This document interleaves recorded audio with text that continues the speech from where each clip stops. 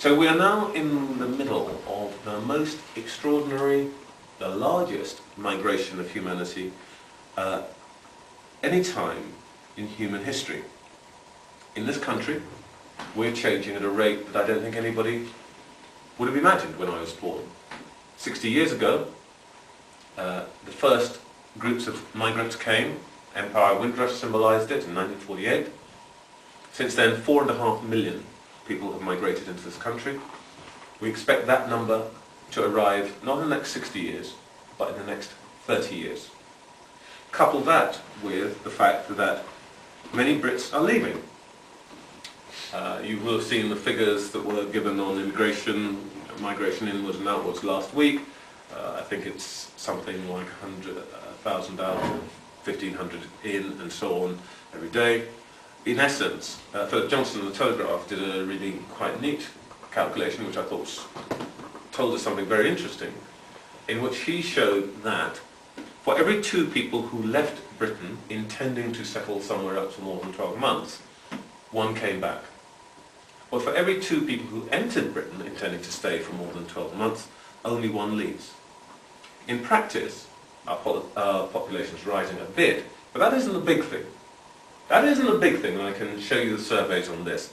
That's not the thing that people are noticing in the streets, in the shops, around the schools. What they're noticing is the change in the composition of the population. We used to talk about blacks and Asians and so on. Now we talk about Poles, Slovakians and so on. Our population's changing. And not only is it changing in the way it used to, big waves, a lot of Asians from East Africa, a lot of West Indians, a lot of Africans and so on, one at a time, one group at a time. Now, many different groups, a multiplicity of voices. In London there are 300 languages being spoken tonight in different homes. There are 42 groups of minority communities and more than 10,000 around this country.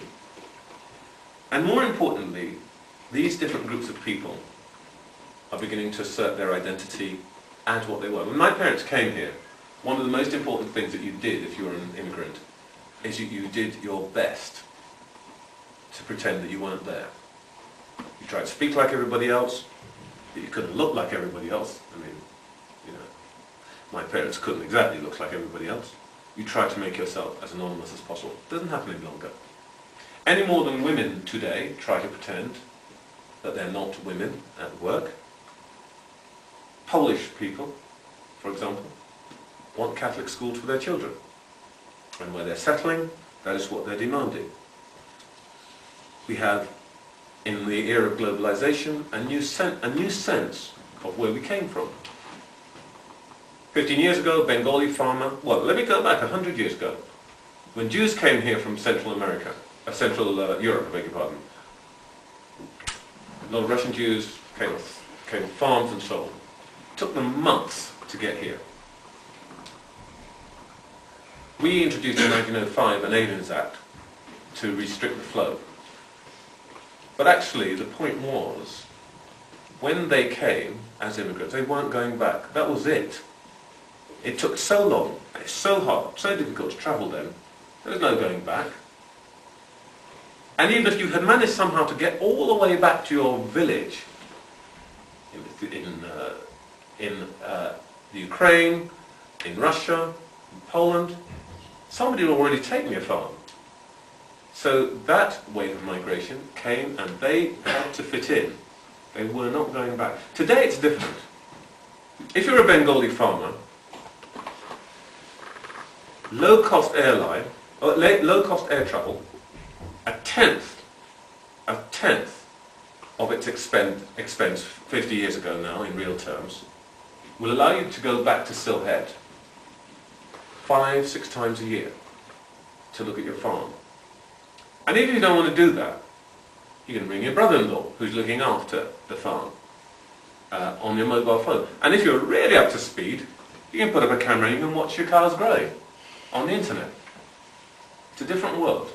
And what is the importance of this world? I just want to touch on this because I'm sure people want to talk about the issues of Muslims and all of that. What it means is, increasingly we have a world in which, and a country in which, there are more conflicting loyalties than there ever were before. The country that I come from, very small, my family come from, Ghana, a very small country, there are only 750,000 people in it, and it's the size of England and Wales. We're a tiny community. A lot of us are exiles, a lot in the United States. You would think, a tiny community like that, we'd all lose touch. Actually, no, we don't. Every other day, I will get an email from another Guyanese from around the planet that tells me what's going on at home. Tells me about the politics, tells me about what's happened in big market, tells me about the price of mangoes, whatever I want to know. That's created an alternative identity for all of us. Now, why does this matter? It matters because politics has got to comprehend this.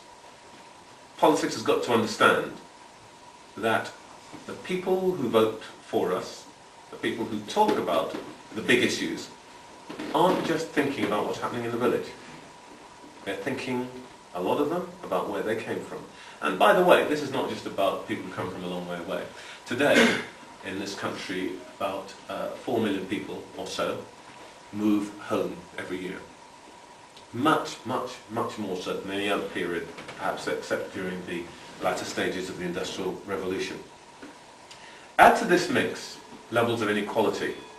Today, we know that there is inequality by ethnicity. If you look at GCSE results, and some of you guys will be more familiar with this than I am, you look at the success, or level of success by ethnicity, and the gap is huge. Students of Chinese origin outdo the average by about 30 to 40% in terms of success rates. Students of Indian origin by about 20 to 25%.